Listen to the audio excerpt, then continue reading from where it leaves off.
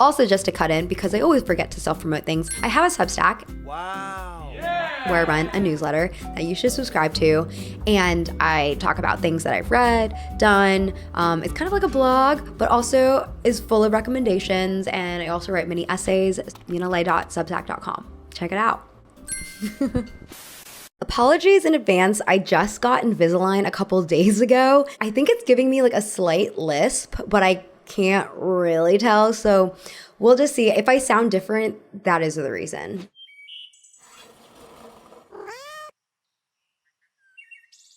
You know, this could be another video topic in and of itself, but I feel like there are too many people who have developed hot takes about a movie or TV show without ever having watched said movie or TV show. For example, Emerald Fennell's Wuthering Heights has been on the internet's mind for the past several months, literally ever since the casting announcements were made.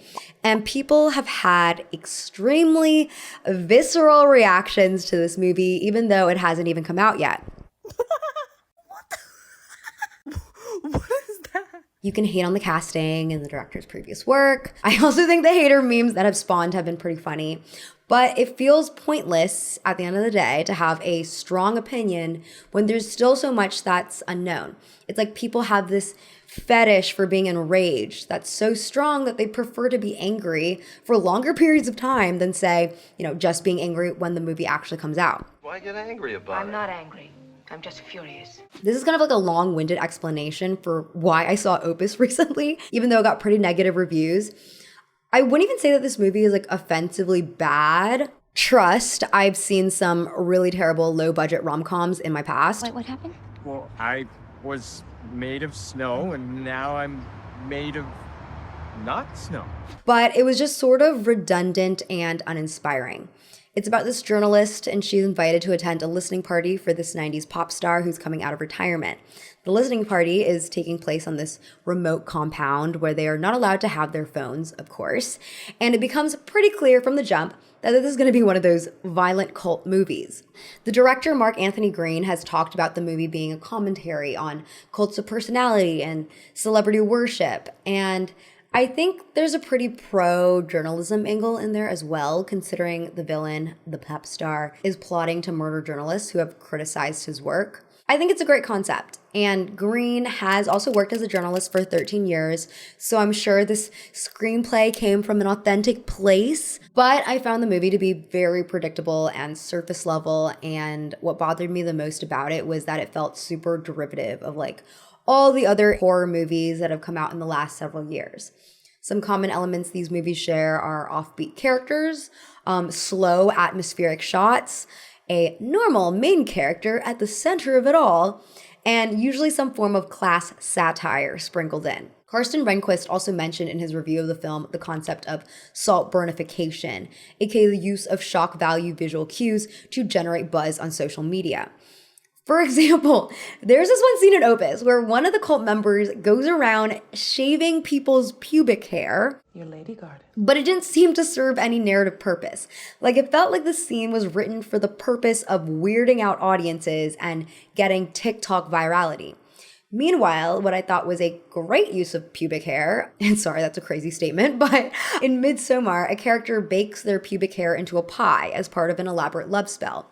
The pubic hair is purposely weird, but it also services the plot and references the historic use of hair in love spells. And it wasn't just me either, a bunch of other people picked up on the similarities between Opus and recent cult horrors.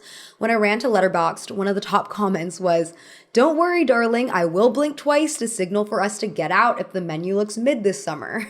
Another said, A24 did not put their A24-Ussy into this. And another said, this type of movie comes out once a year. It's clear that we've reached an oversaturation point. Jokes aside, for a while, I would say that people were actually very interested in these kinds of movies. They performed well at the box office and they got positive critical reception.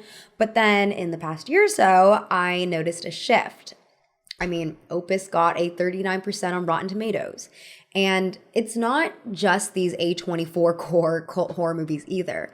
Class satires in general don't seem to hit as hard. Reactions towards Mountainhead, which was directed by Jesse Armstrong, who created Succession, were mostly tepid. And White Lotus Season 3 had more divided critical reception than its previous seasons. Today, I want to talk about the shift in our media diet and why this prevailing prestige formula of the late 2010s and early 2020s no longer hits anymore. This video is kindly sponsored by Misplay, which is a free rewards app for mobile gaming.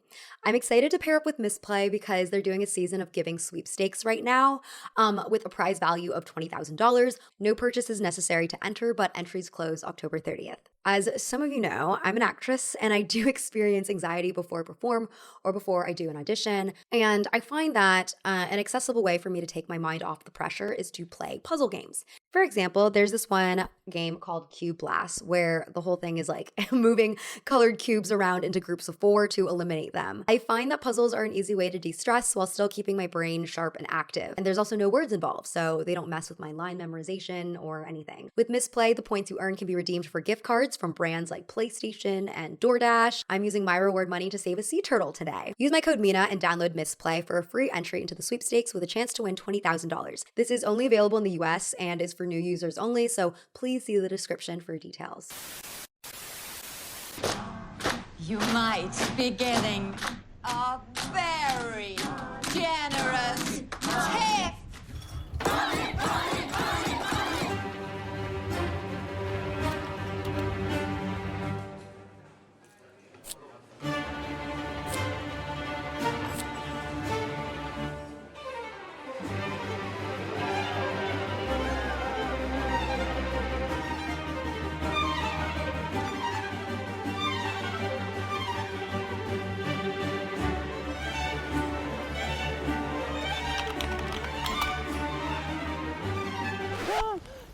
Rich people.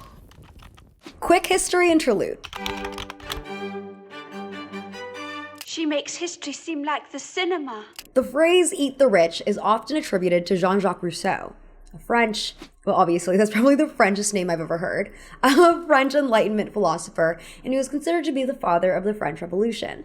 The earliest confirmable source employing the quote comes from a 1793 speech, in which President of the Paris Commune, Pierre Gaspard, quoted Rousseau, "When the people shall have no more to eat, they will eat the rich."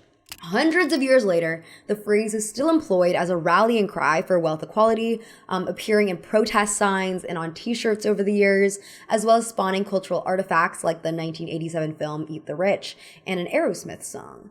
In the late 2010s, it also spawned a subgenre of media that chronicles the demise of its wealthy characters. For example, Triangle of Sadness parodies many wealthy archetypes on a cruise ship. Get Out parodies rich white liberals. Channing Tatum's character in Blink Twice is a parody of these misogynistic CEO tech billionaires. The Menu parodies fine dining establishments like Noma. The list goes on. It's pretty obvious why people are drawn to eat the rich narratives, considering how well the 1% lives compared to the rest of society. So it's this sense of injustice that we seek to rectify in cinema, either through some kind of physical punishment and or emotional destruction. Sam Adler-Bell wrote a fantastic piece for Vulture on this subject and points out our thirst for punishment by relating it to the concept of hell, which I thought was quite interesting. He writes, "The existence of hell is a problem for theologians. Why would a just and merciful God create a playground for the perpetual torture of his children? But for the rest of us, it's a comfort. Never in human history have we possessed so capacious a knowledge of the various and specific iniquities of the world, and so little hope of them ever being rectified. Evil abounds, justice is scarce. Every day brings more nuanced data about the criminally wealthy, the lives they live at our expense, and the elaborate means at their disposal to escape judgment. In this context, the promise of otherworldly damnation is a solace. Hell, in other words, is our consolation prize for the futile dream of justice, a damnation deferred." In the modern era where less and less people are religious, we look towards the movies to play out our revenge fantasies. As he puts it, to see them suffer, we have the cinema. Yet there's also an almost hypocritical fascination with how the wealthy live. While we may disparage class inequality, we also will watch luxury home tours and expensive makeup hauls. We'll stream the Met Gala red carpets, and we'll eat up the gorgeous 6-figure wedding spreads featured in Vogue. This voyeuristic urge translates to film and TV when the camera lingers on environments like the Saltburn Estate and the White Lotus hotels, making it so the appeal of this type of media is two-pronged. It satiates our lust for justice while also allows us to, as Adler Bell puts it, indulge in a fantasy of extravagance. I also thought what Kelsey Eisen wrote for Coveter was very interesting. She argues that Eat the Rich media is less of a political statement and more of a soothing concession, and that's evident in how these stories tend to pick on the uber wealthy as the villains, because it, quote, lets the viewers be both culpable consumers and guiltless heroes. It's basically class anxiety pornography, pure catharsis without a real message or call to action.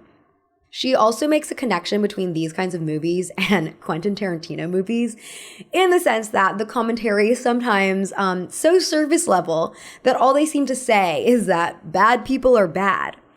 Of course, I think there's a place for movies to have more entertainment value than intellectual value.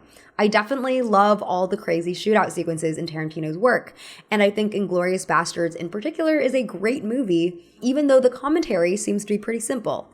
What if we blew up Hitler? But with that said, I think there's something very specific about the appeal of class satire and why it's become less appealing over time. Probably because things are so bad currently that satires don't even feel like satires anymore. Almost every headline I've seen come out this year has read like an Onion headline. I watched Mickey 17 when it was in theaters, and while I normally love Bong Joon-ho's work and I thought the acting performances were great overall, Mark Ruffalo's character, which was just a too on-the-nose impersonation of Trump, made me feel kind of depressed. And I just couldn't see any comedic value in his performance, unfortunately, even though he's a great actor. Amanda Landwehr felt similarly about White Lotus, which she claimed has become too real. On a real-world level, it may be increasingly difficult to separate the White Lotus's subjects from their real-life counterparts. Out-of-touch billionaires now sit in the highest elected offices here in the US. Podcasting gym bros like Saxton are dominating the political discourse. And you can't throw a stone without hitting corrupt businessmen like Timothy. There's also the fact that much of the class commentary in these films are milquetoast. And that's on purpose. Kelsey Eisen argues that media conglomerates that have thrived under capitalism are making a killing spoon-feeding us anti-capitalist content.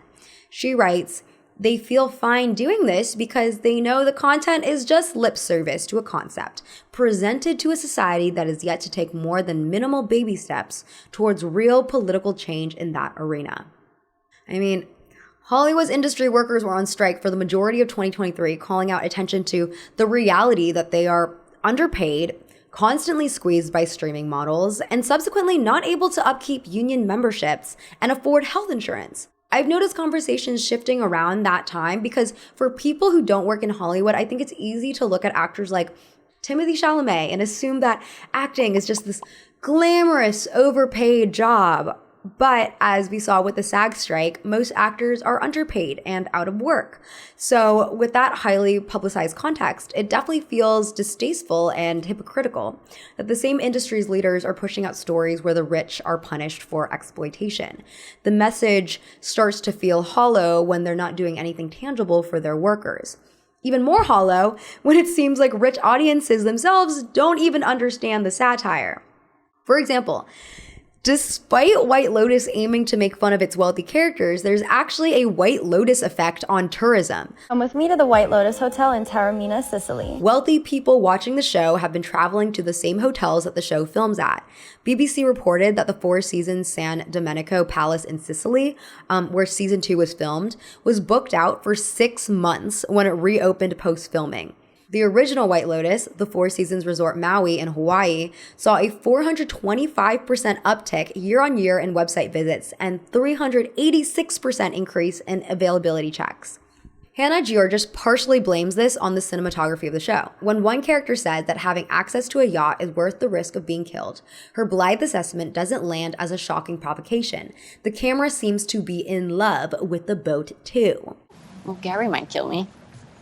I honestly think he's capable of it. I'd also argue that the rise of media illiteracy has heavily contributed to people's takeaways, or I should say lack of takeaways from these stories, similar to how American Psycho spawned a demographic of Patrick Bateman idolizing finance bros. What I can at least respect about White Lotus is that every season they do try to create wealthy characters that are loose archetypes of people we have the possibility of running into in real life, which I think is the more effective way to do a class satire.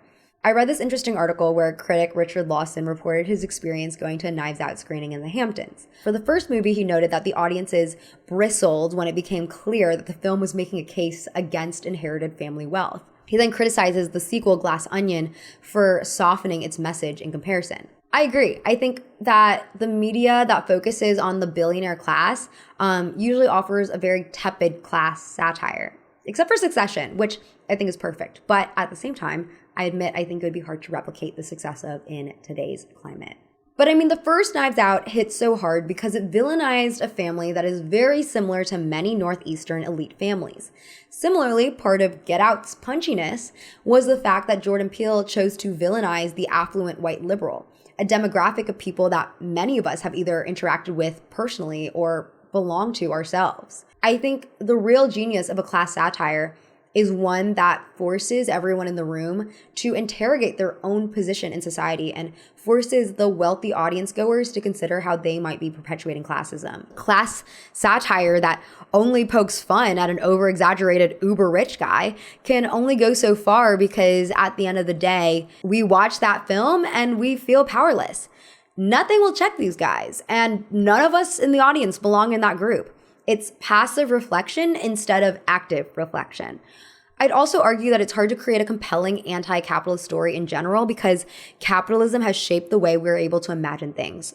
Mark Fisher explains this problem in his book, Capitalist Realism, and he mentions the movie WALL-E actually. In WALL-E, like from the get-go, it seems to imagine a world destroyed by consumerism and environmental destruction.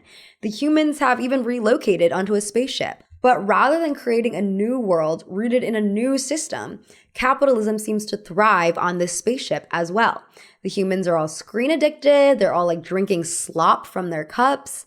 It's the individual actions of Wally and Eve that bring forth new hope, leading the humans to return to Earth to rebuild their lost home. However, this ending also posits the neoliberal dream of personal responsibility being more effective than structural change, as there's no dismantling of the corporate structures that caused Earth's problems to begin with. I really like this quote from Fisher. It's easier to imagine the end of the world than the end of capitalism. Yikes. When we understand this, and I think more of us are understanding it as the world continues to get worse, it becomes really difficult to feel good about a class satire as they usually don't dismantle anything. It's always a takedown of individual people. On top of that, the message can even be more muddled when the working class are also punished. For example, the kitchen staff in the menu burn alive along with their wealthy patrons. In Blink Twice, most of the women end up murdered. I'm not saying that a good film has to only punish the wealthy.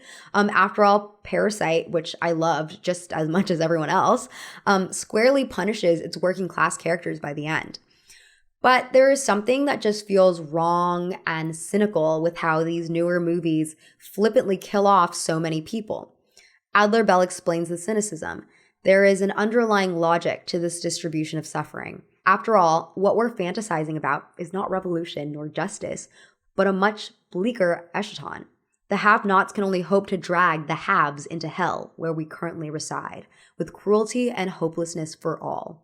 I'm not saying that every class story has to reinvent the ideological wheel and be revolutionary, but I think a major problem with these stories is that they've become so formulaic because studios realize that people like or used to like watching them, and therefore are lacking in focus. Going back to Quentin Tarantino, I would absolutely watch a movie that says nothing deep about World War II, as long as there's a specific vision. Tarantino's vision was, what if we blew up Hitler? And that is considerably more interesting than, what if we killed Hitler? Which sounds generic, or what if we killed Nazis? Which sounds just like every other World War II movie. And also, the hallmark of a good movie is one that believes in realistic cause and effect. Take Parasite, for example.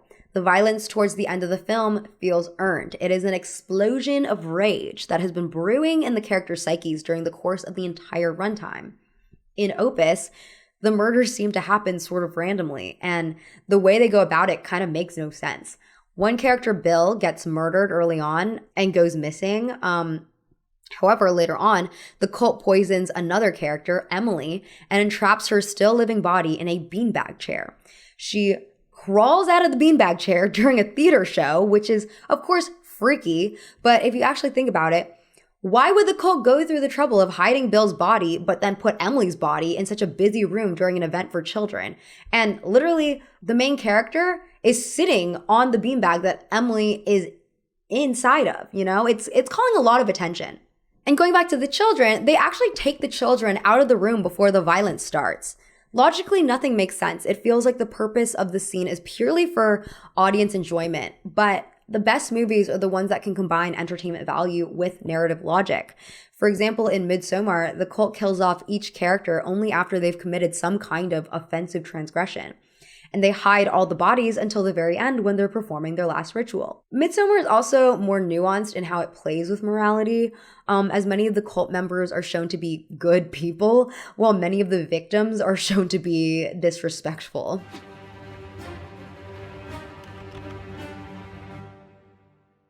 Now I want to talk about the actual style of these movies. As you might notice, many of them have a similarly elevated look in their cinematography and camera work. This gives the audience the impression that we are watching something prestigious. I mean, to be fair, some of the films are very good, but many of these films have even been dubbed the genre label elevated horror, which implies something more upper echelon than, I guess, the average stupid horror film. Elements of an elevated horror include a deeper exploration of social themes, slow pacing, metaphors to depict psychological states, and the commitment to existential dread over gore or shock. The Quiet Access describes them as horror films trying very hard not to be horror films, and points to Midsommar as an example, which Ari Aster himself described as a breakup film dressed as horror. In many ways, the movie is a contribution to the folk horror subgenre, but for Danny, for the main character, it's a sort of perverse wish fulfillment fantasy.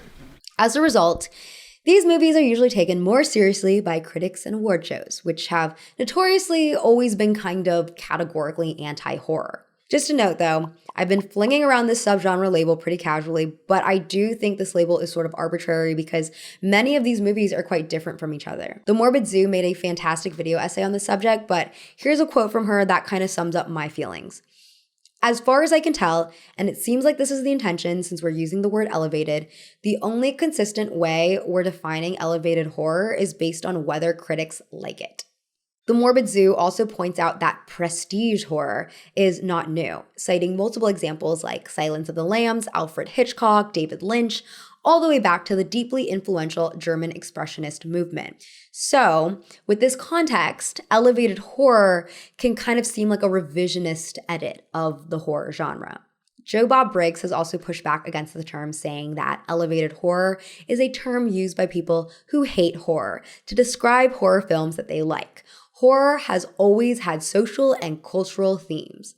100% agree, Jennifer's Body is an amazing social commentary on why we should always be cautious of alternative men in indie music bands. And you might think I'm joking, but I'm actually not. I love that movie. I am a god. So I wanted to point out the disagreements over this term, but for the purposes of this video, it's just sort of easier to separate these movies, Get Out, Midsommar, the Menu Opus, from the other horror movies that preceded them. Because I do think that Get Out signaled a new era of horror that I just don't know how else to define at this moment.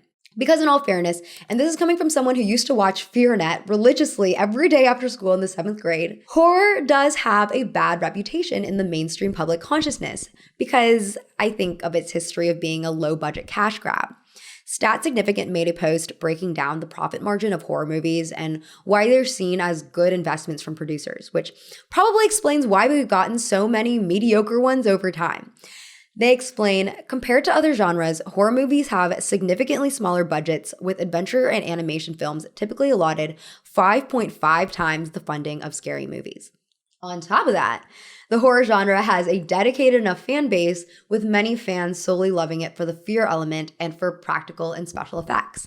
And subsequently, these particular fans, I'm not saying all horror fans, but just the subset of horror fans, are willing to watch a horror movie that isn't even good as long as it delivers on its promise to scare. Stat Significant elaborates the effects. When examining average ROI by genre, horror films stand out as a significant outlier, averaging a 173% return, i.e. profit, on production costs. When we bucket movies by average user review, sorting films into quality quartiles, horror flicks enjoy strong returns for low-scoring projects and outstanding returns for acclaimed works. Unparalleled performance relative to other formats. They continue, a bad horror movie makes for a good investment, while a decent drama will likely lose money for its producers. Michael Kennedy wrote for Screen Rant about why horror movies tend to be low budget, claiming that fear is cheap. He says, it's entirely possible to scare the hell out of an audience with little more than strange sounds, unexplained quick movements, and the mere suggestion of a terrifying monster or ghost. In that way, a $100 million plus budget would be absolute overkill for the average horror film. However, this also means that it's overwhelmingly common for horror movies to just be chock full of cheap gimmicks. Combined with the fact that horror is relatively low risk and profitable, which draws in filmmakers who need money and who might not be that passionate about making a good horror film, we kind of just keep getting a bunch of cheap formulaic ones over and over again. So with that context understood, Laura Broadley argues that what we're really catching on to in terms of elevation is the way that certain companies, notably Blumhouse, have been making movies. She cites that Blumhouse would offer small, passionate creatives a tiny budget and creative control, essentially backing away from gimmicks and instead investing in visionary talent. Other studios followed their example. So similar to how A24 invested in Robert Eggers and Ari Aster early on, Blumhouse did it first by investing in Oren Peli and James Wan, the directors of the Paranormal Activity and Insidious franchises respectively. As Bradley writes, Peli and Wan spawned profitable franchises that would endure for years, and it was on the back of the Insidious franchise that Wan was able to parlay a deal with Warner Brothers to make The Conjuring, a stunningly precise throwback to 1970s horror in both style and subject matter that eventually became horror's first and so far only successful contemporary cinematic universe. Also to note, Blumhouse is behind Get Out. The Morbid Zoo also points out that elevated horror actually signals a development and technology. That is in part because of the 2010 streaming model. Now that most people watch movies on streaming services, companies feel that the movies they put into theaters have to be more high budget because there's more financial risk involved with showing a movie the retro way. She explains this is why we're not going to see movies like The Blair Witch Project, which was made with only $200,000 to $500,000 in theaters anymore, giving the impression that we are in a new era of horror and consequently resulting in the itch to name said era, which, I clearly subscribe to, as I said earlier. To give audiences credit, I do think that in the 2000s, the horror genre became oversaturated with torture porn schlock. And so now when people talk about horror, those kinds of movies come to mind first. As Karina Wilson explains, my own theory about the term elevated horror is that it is reactionary. A lot of genre movies released in the first decade of the 21st century were gratuitously violent, overtly misogynistic, cynical, derivative, and creatively bankrupt. Blame the Iraq War? I can understand how adolescents saw what mainstream horror was in the mid-2000s and thought, no thanks, not for me. Then as they entered late adolescence, early adulthood, and were seduced by the dreamlike ambiguity of movies like It Follows or The Witch, they sought ways of distinguishing and self-permitting their newfound pleasure in these texts. This horror, not that horror. There's no better example of this phenomenon than in the most recent Scream movie. In the opening scene, the Gen Z final girl, Tara Carpenter, is forced to play a trivia game with Ghostface, where he quizzes her on horror movies from the 90s. He first asks her what her favorite horror movie is. The Babadook. It's an amazing meditation on motherhood and grief. Isn't that a little fancy pants? Well, it's elevated horror. It's like scary, but with complex emotional and thematic underpinnings. It's not just some schlocky cheeseball nonsense with wall-to-wall jump scares. In saying all this, I think elevated horror has already peaked as a marketing concept, and I hypothesize that it's going to become an obsolete term in due time. I mean, horror is still big and will probably continue to be big for a while longer, but it's become a more expansive category again. We don't need to say it's elevated as a marketing tactic because the last major movies have all been horror. Weapons, Sinners, The Substance, Longlegs, Companion, etc.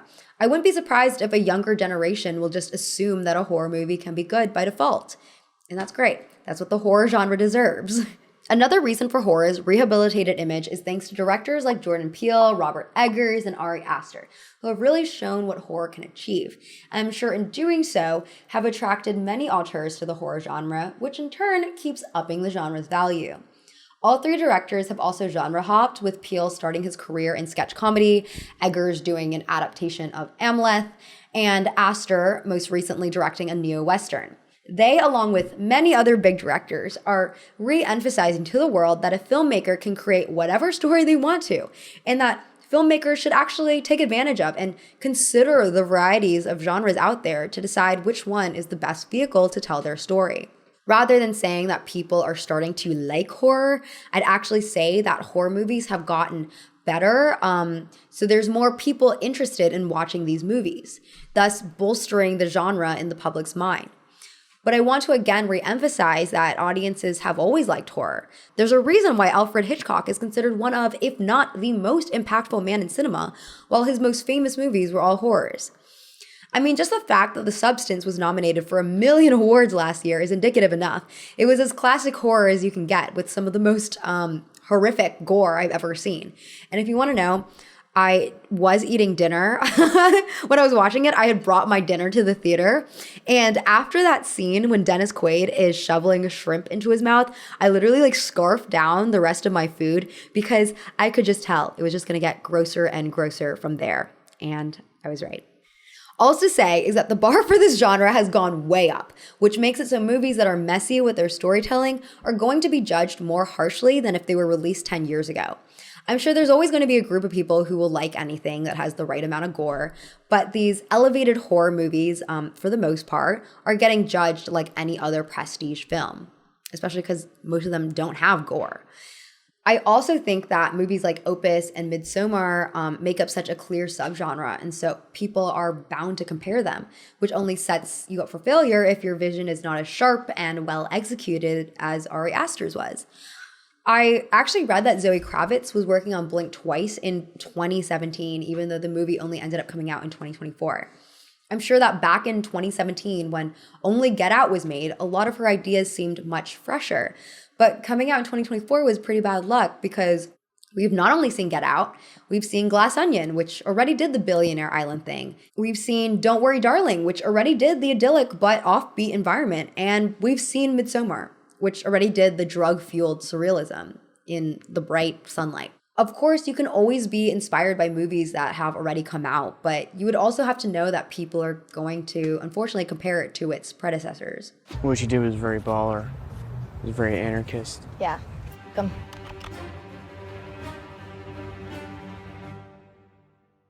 I also think it's impossible to have this conversation without discussing the cultural impact of A24.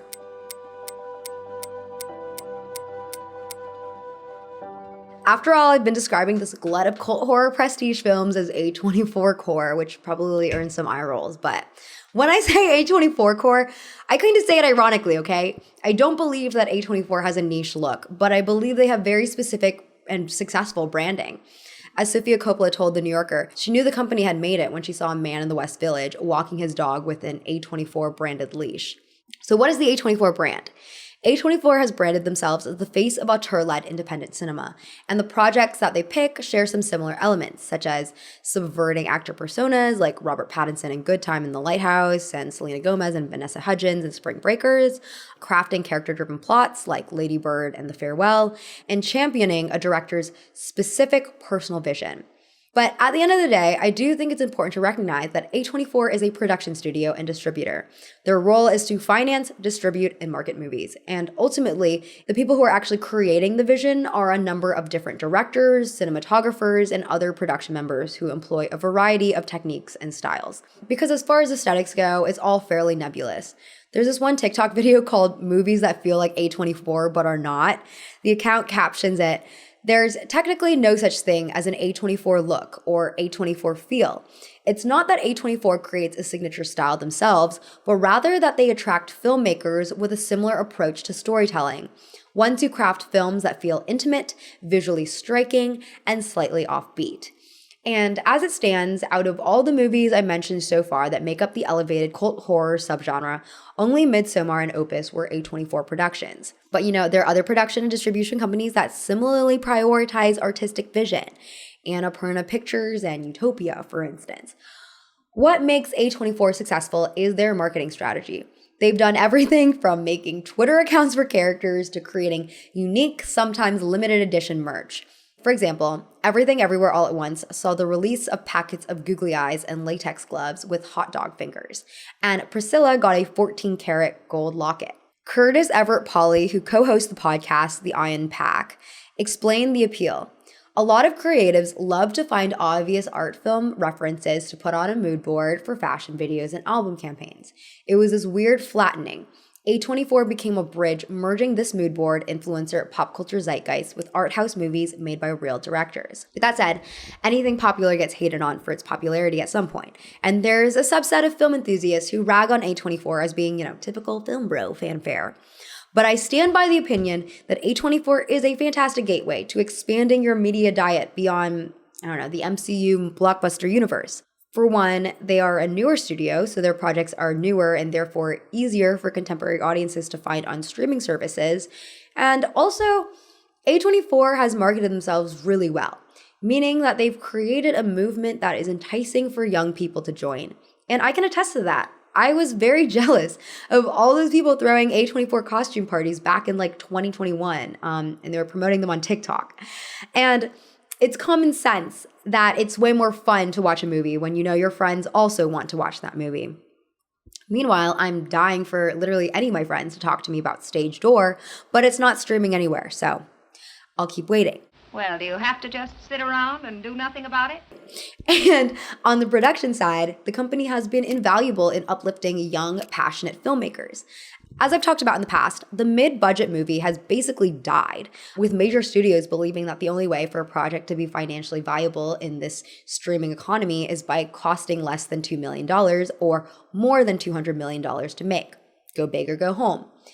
Meanwhile, A24 has stuck to the mid-budget movie, originally producing projects that range from $1 to $20 million. They were also notably collaborative with filmmakers and allowed them creative freedom that bigger studios may have been reluctant to give. For example, A24 has generally been unfazed by low audience test scores, and they don't demand that auteurs accept feedback. As Sofia Coppola said, I just thought, if I'm going to do it, I want to do it with A24 because they'll let me do it however I want, regarding her documentary about Marc Jacobs. That's not to say that all A24 projects were given equal love.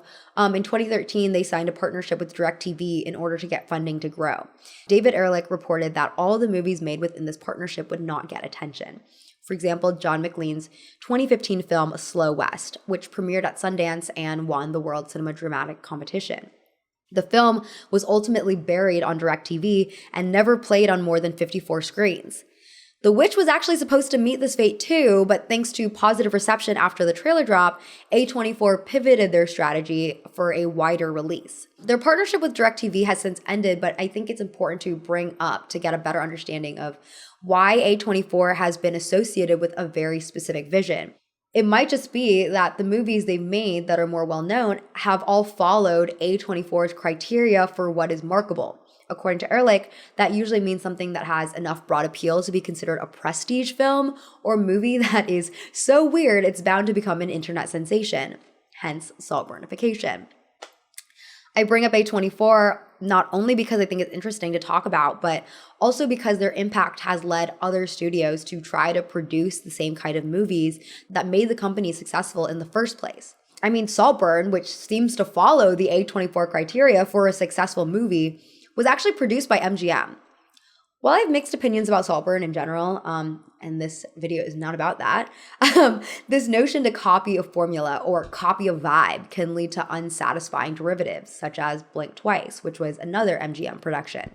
A24 has also suffered from recent underperformers like Death of a Unicorn, Y2K, and Eddington, and a few of their early stars like Sean Baker and Robert Eggers have also left to make projects with other production companies. So I don't think it's crazy to say that there may be a little bit of desperation from within the company itself to pander to audiences with tried and true story beats, hence Opus.